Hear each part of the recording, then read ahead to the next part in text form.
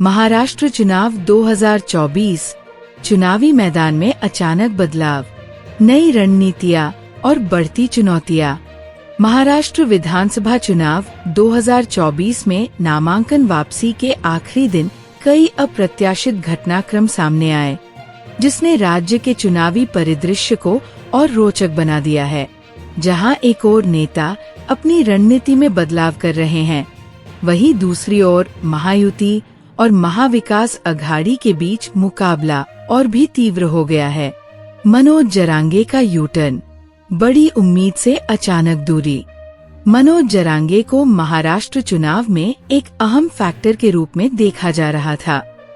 उनके चुनाव में शामिल होने से कई जातीय समीकरण और चुनावी ध्रुवीकरण प्रभावित हो सकते थे, लेकिन उन्होंने अचानक यूटर्न लेते हुए चुनाव से दूरी बना ली, जिससे राजनीतिक हलकों में हलचल मच गई। इस कदम का कारण स्पष्ट नहीं है, पर ये जरूर माना जा रहा है कि इससे महायुति और महाविकास अघाड़ी दोनों की चुनावी गणना में बदलाव आ सकता है। शरद पवार और शिंदे के बीच संभावित संपर्क। नवाब मलिक का दावा।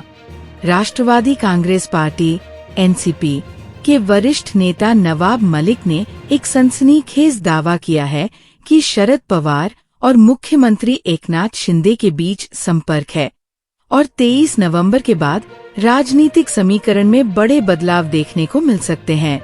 मलिक के इस बयान ने राजनीतिक जगत में अटकलों का बाजार गर्म कर दिया है और महाविकास अघाड़ी तथा महायुति दोनों में ही बेचैनी पैदा कर दी है। प्रधानमंत्री मोदी के मुकाबले सीएम योगी की अधिक चुनावी रैलियां। महाराष्ट्र चुनाव प्रचार में भारतीय जनता पार्टी (बीजेपी) ने मुख्यमंत्री योगी आदित्यनाथ को भी मैदान में उतारने का फैसला किया है। दिलचस्प बात यह है कि प्रधानमंत्री नरेंद्र मोदी की तुलना में सीएम योगी की ज्यादा रैलियां प्रस्तावित है।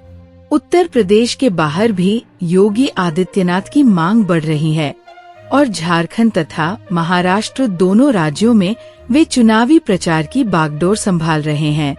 ये भाजपा की रणनीति को दर्शाता है, जहां वे एक लोकप्रिय नेता के तौर पर योगी आदित्यनाथ के प्रभाव का उपयोग करना चाहते हैं। बागी उम्मीदवारों का दबाव। कांग्रेस प्रत्याशी कोल्हापुर नॉर्थ सीट से पीछे हटी। महाराष्ट्र विधानसभा चुनाव के नामांकन वापसी के अंतिम समय में कांग्रेस और महाविकास अघाड़ी को एक असामान्य स्थिति का सामना करना पड़ा, जब कोल्हापुर नॉर्थ सीट से कांग्रेस उम्मीदवार ने अंतिम क्षण में अपना नाम वापस ले लिया। ऐसा माना जा रहा है कि ये कदम क्षेत्र में बढ़ते बागी दबाव के कारण उठाया गया। भाजपा का मास्टर स्ट्रोक।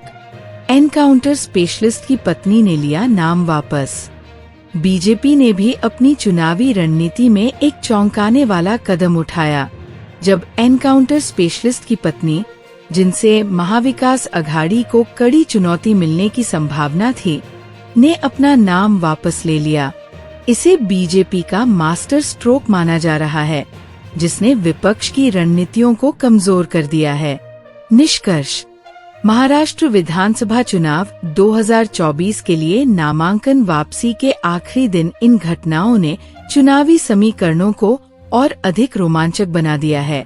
मनोज जरांगे का चुनाव से दूर होना, नवाब मलिक के दावे, योगी आदित्यनाथ की रैलियां और नामांकन वापसी के कारण कांग्रेस एवं बीजेपी के उम्मीदवारों की रणनीति में बदलाव ने महाराष्ट्र की राजनीति को अप्रत्याशित मोड़ पर ला खड़ा किया है।